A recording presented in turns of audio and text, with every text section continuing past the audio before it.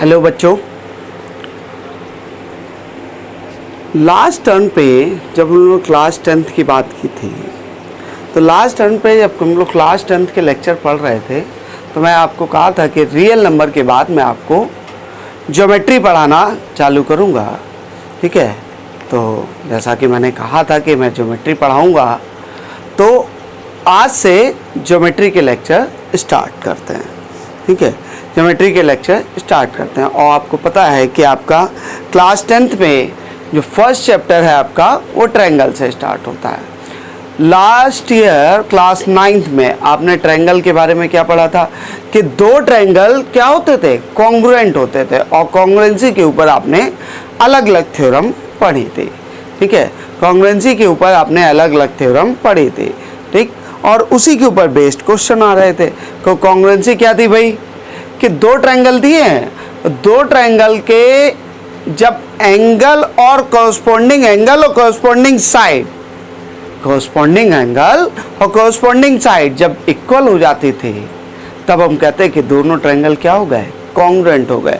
अच्छा, कॉन्ग्रुएंट में एक चीज़ और भी थी कि एक कॉन्ग्रुएंट ट्रायंगल दूसरे कॉन्ग्रुएंट ट्रायंगल के ऊपर अगर हम रख दें तो क्या हो जाता है, जस्ट ओवरलैप्ड हो जाता था। क्या हो जाता था, जस्ट ओवरलैप हो जाता था। आज हम लोग, अब चूँकि क्लास 9th में हम लोग कॉन्ग्रुएंसी पढ़ चुके हैं, तो अभी कॉन्ग्रुएंसी के ऊपर कोई क्वेश्चन नहीं है। अब क्या है, नया टॉपिक आया आपका सिमिलैरिटी। तो सिमिलैरिटी से मतलब क्या है, सिमिलैरिटी से मतलब ये है कि दो डायग्राम कैसे सिमिलर दिख सकते हैं। सिमिलर से मतलब क्या है, सिमिलर का बहुत अच्छा एग्जाम्पल आप मैप में देखते हो। सिमिलरिटी का बहुत अच्छा एग्जाम्पल आप किस में देखते हो, मैप में देखते हो। मैप में क्या है कि जब आप देखते हो कि आपने अपने सिटी का मैप उठाया या आपने गूगल मैप खोला, तो आप जिस जगह से जा रहे हो गूगल मैप आपको बताता जाता है कि आप एग्जैक्टली इस लोकेशन पे हैं। राइट, अगर उसको छोटा कर दें तो आपको सारी चीज़ें दिखाई देते हैं, लेकिन उसका स्केल क्या हो जाता है, कम हो जाता है। स्केल से मतलब क्या है कि वहाँ पे जो 1 मिलीमीटर दिखाई दे रहा है वो हमारा क्या हो सकता है, 1 किलोमीटर के इक्वल हो। ठीक है, मैप का 1 मिलीमीटर एक्चुअल में किसके इक्वल होगा, 1000 किलोमीटर के इक्वल होगा या 1 किलोमीटर के इक्वल होगा। तो इस तरीके से इसका स्केल बना दिया जाता है। राइट, तो इस तरीके से हम समझ पाते हैं। और एक्चुअल मैप, जो एक्चुअल एरिया है और जो मैप है, दोनों सेम दिख रहे होते हैं, लेकिन केवल मैप क्या होता है, बहुत छोटा सा होता है, और एक्चुअल एरिया बहुत बड़ा होता है। तो यही हमारा क्या है, सिमिलरिटी है। ठीक है, कुछ डायग्राम पहले से ही सिमिलर होते हैं। जैसे अगर हम स्क्वायर की बात करें तो स्क्वायर हमें पता है कि सारी की सारी साइड्स क्या होती हैं, सारी की सारी साइड्स इक्वल होती है, और सारे एंगल क्या होते हैं, सारे एंगल भी इक्वल होते हैं। तो इसलिए हम कहते हैं कि स्क्वायर हमारे क्या है, सारे स्क्वायर से सिमिलर होते हैं। सिमिलरली सर्कल की बात करें तो सारे सर्कल भी एक दूसरे के क्या होते हैं, सिमिलर होते हैं। बस डिफरेंस क्या आएगा, रेडियस का डिफरेंस क्या आ जाएगा, रेडियस का आ जाएगा। भाई एक छोटी रेडियस का बन जाएगा, एक दूसरी बड़ी रेडियस का बन जाएगा, लेकिन अगर स्क्वायर्स को आप देखेंगे तो ये दोनों सिमिलर दिखाई देते हैं। ठीक है, और कौन से डायग्राम आपको सिमिलर दिखाई देते हैं। अगर हम और सिमिलर डायग्राम की बात करें तो हम देखते हैं कि इक्विलैटरल ट्रायंगल में क्या होगा, हर एक एंगल चूँकि सेम होता है, 60 डिग्री होता है, तो कोई सा भी इक्विलैटरल ट्रायंगल ले लेंगे तो उसके हर एक एंगल क्या हो जाएंगे, 60 डिग्री हो जाएगा, लेकिन इनकी साइड्स अलग अलग होंगी। राइट, साइड क्या होंगी, साइड की लेंथ अलग अलग हो सकती। तो ये दोनों ट्रायंगल एक दूसरे के इक्वल ओवरलैप तो नहीं होंगे, लेकिन सिमिलर वो दिखाते रहेंगे। राइट, तो सिमिलर ट्रायंगल के ऊपर सबसे पहले थेल्स एक ग्रीक वैज्ञानिक थे, मैथमेटिशियन थे, उन्होंने एक थ्योरम दी जिसको हम लोग थेल्स थ्योरम कहते हैं, और इसको बेसिक प्रोपोर्शनैलिटी थ्योरम भी कहा जाता है। कि बेसिक प्रोपोर्शनैलिटी थ्योरम ये आपकी यहाँ स्टेटेड है, और क्या कह रही है, if a line is drawn parallel to one side of a triangle to intersect the other two sides in distinct point, the other two sides are divided into divided in the same ratio. इसका मतलब क्या है कि कोई एक triangle A B C है, अब B C के पैरेलल कोई लाइन हम डी खींच लें, बी सी के पैरेलल कोई लाइन डी ई खींच लें, तो डी ई ए बी और ए सी को सेम रेशियो में डिवाइड करेगी। तो ये क्या हो जाएगा, if D E is parallel to B C, this implies AD upon DB is equal to AE upon EC, right. Important theorem है और देखो ये हमें प्रूव करना है, ये होता है लेकिन चूंकि थ्योरम है तो ये हमें क्या करना होगा, प्रूव करना होगा। तो कैसे प्रूव कर सकते हैं या देखते हैं।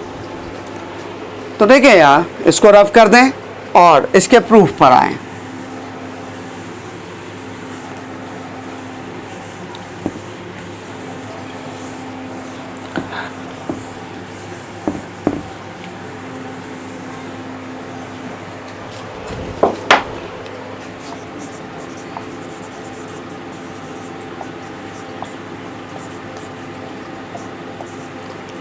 ठीक, अब इसके प्रूफ पर आए। बेसिक प्रोपोर्शनलिटी थ्योरम के कह रहा है कि कोई एक ट्रायंगल है A B C, B C के पैरेलल एक लाइन डी ई खींच ली, ठीक है। तो हमें प्रूफ करना है A D upon D B equal to A E upon E C, ये हमें प्रूफ करना है। तो अभी तक जो हमने पढ़ रखा है, ट्रायंगल के बारे में, तो ट्रायंगल के या तो एरिया की बात कर रहे होते हैं या फिर कॉन्ग्रुएंसी की बात कर रहे होते हैं। दो ट्रायंगल के बारे में जब हम बात कर रहे होते हैं या तो एरिया की बात कर रहे होते हैं या फिर किसकी बात कर रहे होते हैं, कॉन्ग्रुएंसी की बात कर रहे होते हैं। तो देखो कॉन्ग्रुएंसी तो कहीं से दिख नहीं रही, एरिया के बारे में हम सोच सकते हैं या कॉन्ग्रुएंसी भी अगर देखना चाहे तो कहीं देखेंगे, राइट। फिलहाल अभी तो नहीं दिखाई दे रही। तो एरिया के बारे में बात करें तो एरिया को कैसे अप्लाई कर सकते हैं इसमें। एरिया को अगर हमें अप्लाई करना होगा,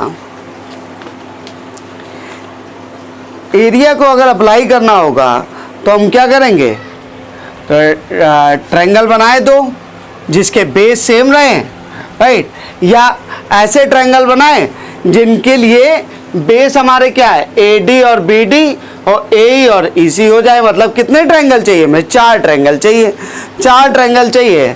तो हमने क्या किया, यहां से इसको ज्वाइन कर दिया और यहां से इसको ज्वाइन कर दिया, बी से ई को ज्वाइन कर दिया और डी से सी को ज्वाइन कर दिया और डी से सामने वाली साइड्स के ऊपर परपेंडिकुलर ड्रॉप कर दिया और ई से सामने वाली साइड्स के ऊपर भी परपेंडिकुलर ड्रॉप कर दिया।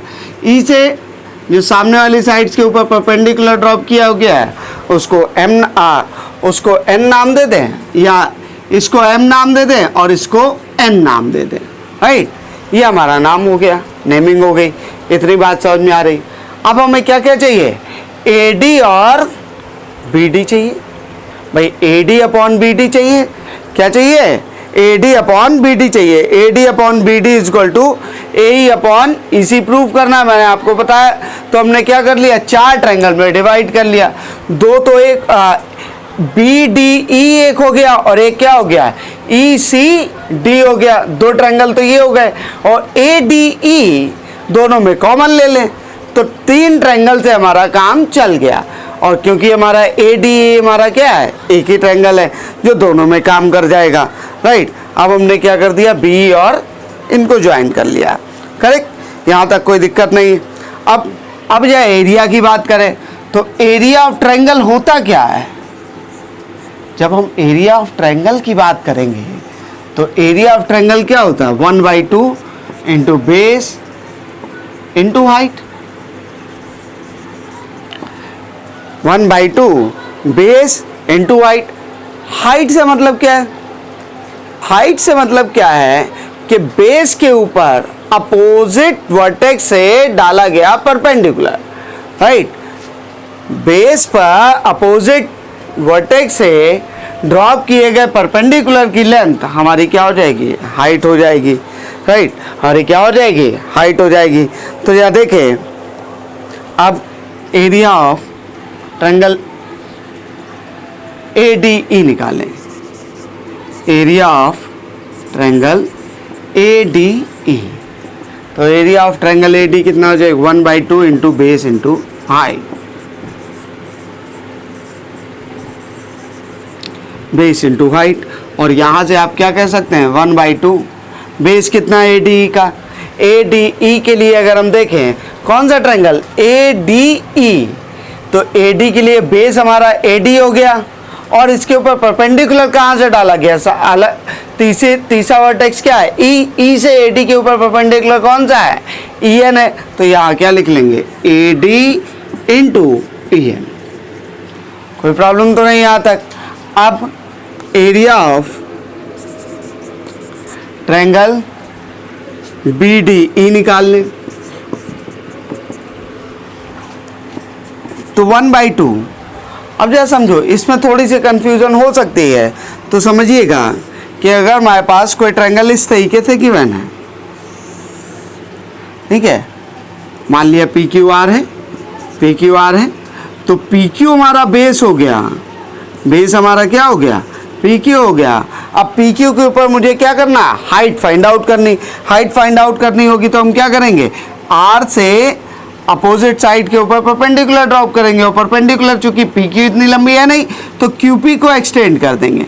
और मान लिया ये कहाँ पे मिल गया N पर, तो क्या हो जाएगा हाइट कितनी हो जाएगी, हाइट हो गई RN, हाइट कितनी हो गई RN। तो यहाँ पे भी तो देखो BD तो बेस है, अब BD बेस है, हाइट कितनी है इस बेस, इस ट्रायंगल के लिए भी हाइट कितनी रहेगी EN ही रहेगी। तो ये कितना हो जाएगा BD इंटू हाइट कितनी भाई इसका थर्ड वर्टेक्स क्या है E, और E से सामने वाली साइड के ऊपर परपेंडिकुलर EN डाला गया है तो वो EN आ गया, राइट। इतना क्लियर हुआ, कोई दिक्कत तो नहीं, ठीक है। अब क्या करें, अब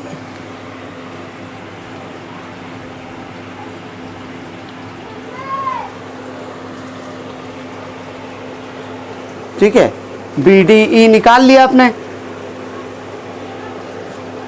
अब इधर आइए दूसरे साइड जाए, AE की बात करें।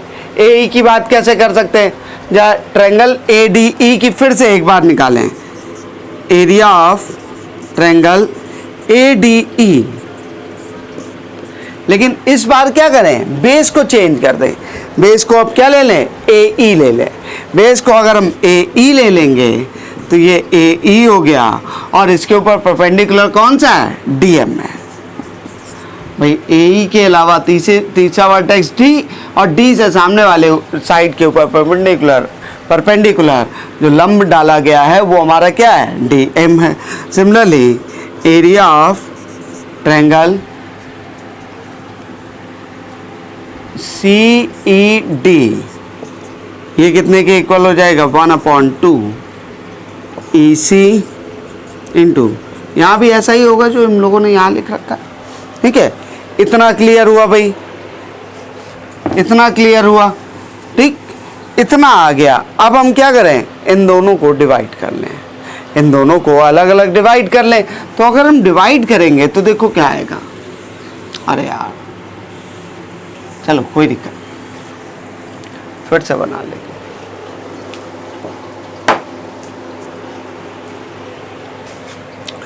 तो area of triangle ADE upon area of triangle BDE equal to कितना 1/2, ये कितना है AD और फिर कितना है EN अपॉन 1/2, ये कितना है BD into EN, right. EN cancel हो गया, 1/2 कैंसिल हो गया, बचा क्या AD अपॉन BD। अब एरिया ऑफ ट्रायंगल ADE, अब इन दोनों ट्रायंगल्स के बारे में बात कर लें, divide by area of triangle CED ये कितने के इक्वल हो जाएगा 1/2 into AE into DM upon 1/2 into EC into DM। तो यहाँ पे क्या हो गया, DM DM कैंसिल, 1/2 कैंसिल, क्या बाकी रह गया AE upon EC, right, AE upon EC, ठीक, AE अपॉन EC। अब इतना हो गया। अब किसी तरीके से अगर मेरा लेफ्ट हैंड साइड इक्वल हो जाए तो right hand side automatically equal हो जाएगा, और यही हमें प्रूव करना है। लेफ्ट हैंड साइड में लेफ्ट हैंड साइड का न्यूमरेटर तो सेम दिख रहा है, अगर डिनोमिनेटर भी सेम हो जाए तो हमारा काम बन जाएगा। तो देखो डायग्राम एक बार फिर से ड्रॉ कर लें। क्या था हमारा डायग्राम, कुछ इस तरीके का बना हुआ था, ABC DE, यहाँ से इसके ऊपर परपेंडिकुलर ड्रॉप किया था, यहाँ से इसके ऊपर परपेंडिकुलर ड्रॉप किया था, M था, ये N था, और यहाँ से इसको मिलाया था, और यहाँ से इसको मिलाया था, ठीक है। अब मैं किस किस की बात कर रहा हूँ, ट्रायंगल BDE और ट्रायंगल CED की, BDE और CED की बात कर रहे हैं। तो देखें DE और BC कैसी लाइन है, पैरेलल लाइन है, राइट। और इन दोनों ट्रायंगल्स के बारे में बात करें, इन दोनों ट्रायंगल्स के बारे में बात करें तो इन दोनों ट्रायंगल को अगर हम देखें तो ट्रायंगल DEB और ट्रायंगल DEC ये कैसे हैं, सेम बेस DE पर बने हुए हैं और सेम पैरेलल के बीच लाई कर रहे हैं, सेम बेस DE पर बने हैं और सेम पैरेलल D और BC के बीच लाई कर रहे हैं। हमें पता है कि सेम बेस और सेम पैरेलल के बीच बने हुए ट्रायंगल का एरिया हमेशा क्या होता है, इक्वल होता है। सेम बेस और सेम ट्रायंगल के बीच बने हुए ट्रायंगल का एरिया क्या होता है, इक्वल होता है। तो लिख लेंगे sense triangle BDE and triangle CED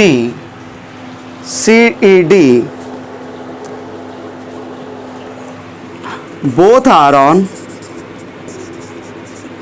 on same base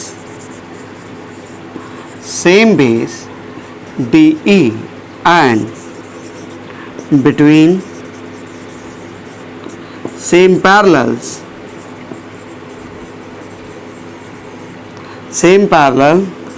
DE and BC, hence area of triangle BDE is equal to area of triangle CED, right. अब ये दोनों अगर एरिया आपस में इक्वल हो गए, अब यहाँ पे देखें न्यूमरेटर ऑलरेडी आपस में इक्वल है, डिनोमिनेटर हमने इक्वल प्रूव कर दिया, इसका मतलब क्या हुआ, हेंस। तो यहाँ से हम क्या कह सकते हैं, अगर हम इसको इक्वेशन लिख दें, ये हमारी फर्स्ट इक्वेशन, ये सेकंड इक्वेशन, ये third equation, from 1 2 and 3, from 1 2 and 3 क्या आ जाएगा, AD upon BD is equal to AE upon EC, AE upon EC, और यही हमें प्रूव करना था।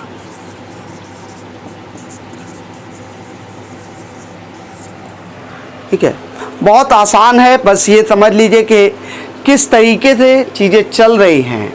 ठीक है, इस तरीके से चीज़ें चल रही हैं, दिखाई देनी चाहिए आपको। एक बार आपको थ्योरम प्रूफ समझ में आ गया, इसके बाद इस थ्योरम को एज ए फॉर्मूले की तरह यूज़ किया जाता है और आप आसानी से इसको क्वेश्चन में अप्लाई कर सकते हैं। ठीक है, आसानी से आप क्वेश्चन में अप्लाई कर सकते हैं। चलिए आजकल ये इधर रफ करते हैं।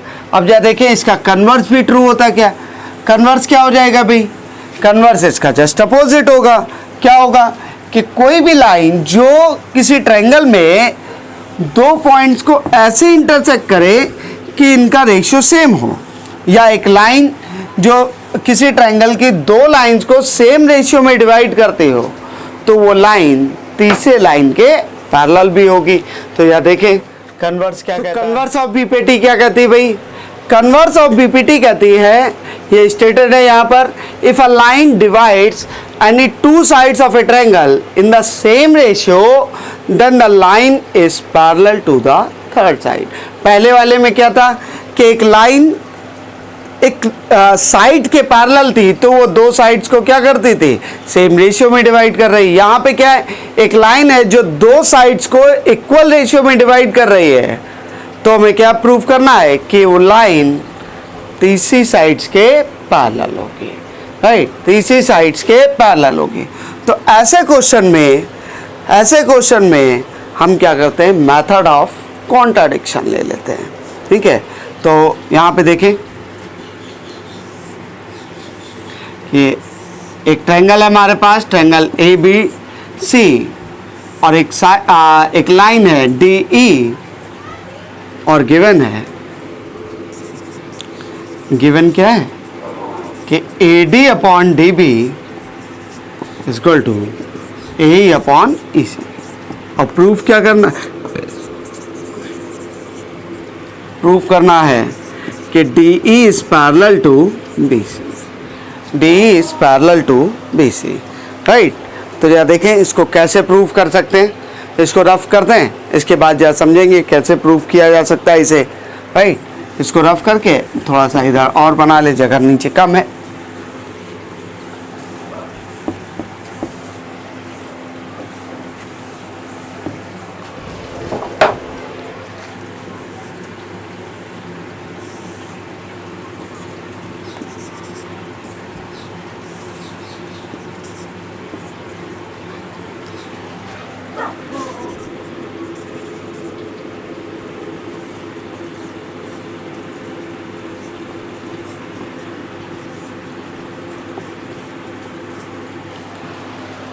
हाँ, तो देखो कैसे प्रूफ करेंगे। हमारे पास एक ट्रायंगल है और इस पर एक line D E A B और ए सी को इस तरीके से डिवाइड कर रही है कि A D upon D B equal to A E upon E C. तो हमें प्रूव करना है कि D E is parallel to B C. तो हम एज्यूम कर लेते हैं कि D E is not parallel to BC। D जो है वो हमारे BC के पैरेलल नहीं है। तो take another point E dash on AC such that कि DE dash is parallel to BC। तो हमने कोई E dash यहाँ पे कोई पॉइंट ले लिया है ना, और ये क्या है, ये इस तरीके से है कि DE जो है, DE dash जो है वो BC के पैरेलल है, राइट? अब since DE dash is parallel to BC, this implies कि AD upon DB is equal to AE dash upon E dash C। तो ये किससे? PPT से। अभी तो थोड़ी देर पहले प्रूफ किया कि बेसिक प्रोपोर्शनलिटी थ्योरम या थेल्स थ्योरम कहती है कि अगर एक लाइन किसी ट्रायंगल की साइड्स के पैरेलल हो तो वो बाकी दो साइड्स को सेम रेशियो में डिवाइड करती है। तो यहाँ से आ गया, बट हमें गिवन क्या है? But A D upon D B equal to क्या गिवन है? A E upon E C. ये गिवन है। अगर ये गिवन है तो इसके लेफ्ट हैंड साइड चूंकि इक्वल है, इसका मतलब क्या है? राइट हैंड साइड भी इक्वल होंगे। This implies A E dash upon E dash C is equal to A E upon E C हो जाना चाहिए। अब क्या करें, ऐड वन बोथ साइड। हमने क्या कर दिया, दोनों साइड वन ऐड कर दिया। तो जब हम दोनों साइड वन ऐड कर देंगे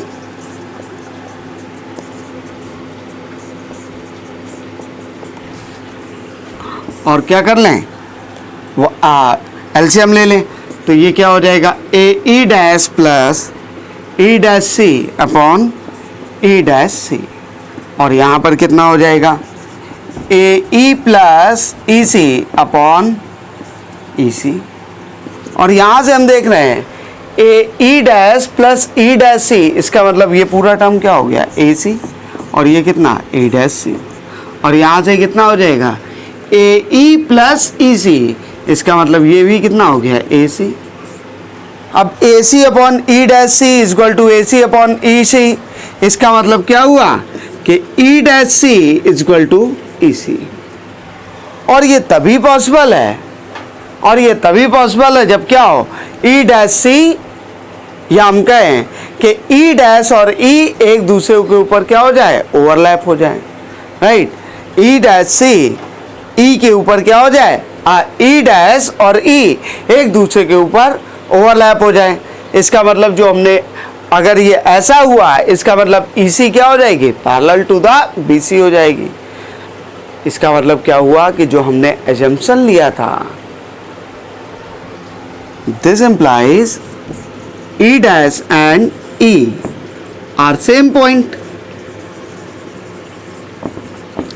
अब अगर ये सेम पॉइंट है तो हमने जो इनिशियल में एजम्पशन ले रखा है कि D is not parallel to BC, और हमने एक नया पॉइंट लिया E डैश, इसका मतलब E डैश और E दोनों सेम पॉइंट नहीं होने चाहिए, जबकि यहाँ पे क्या आ रहा है, सेम पॉइंट आ रहा है। इसका मतलब जो एजम्पशन था हमारा वो क्या हो गया, रॉन्ग हो गया। अगर रॉन्ग हो गया तो इसका उल्टा सही हो जाएगा, मतलब E डैश E हमारा क्या हो जाएगा, सेम पॉइंट हो जाएंगे। अगर ये दोनों सेम पॉइंट हैं, इसका मतलब क्या हुआ, this implies DE is parallel to BC, right. और यही हमें प्रूफ करना था, यही हमें प्रूफ करना था, ठीक है। इतना क्लियर हुआ भाई। आगे बढ़ते हैं, कुछ एक रिजल्ट के बारे में बात करते हैं, इसके एक रिजल्ट के बारे में बात करते हैं, पीपीटी के इम्पोर्टेंट रिजल्ट के बारे में बात करते हैं।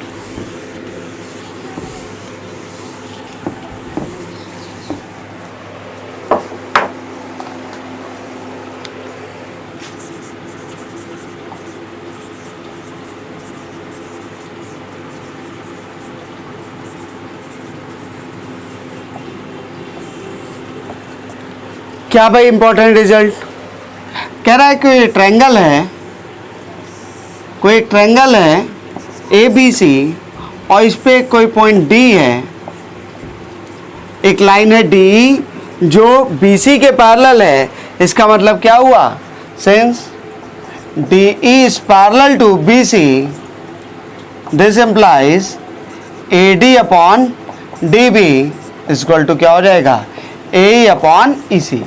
ये हमें पता है, तो इसका रिजल्ट और क्या हो सकता है। पहला रिजल्ट है कि AD अपॉन AB हो जाए, AD अपॉन टोटल साइड, और यहाँ पे भी क्या है, AE अपॉन टोटल।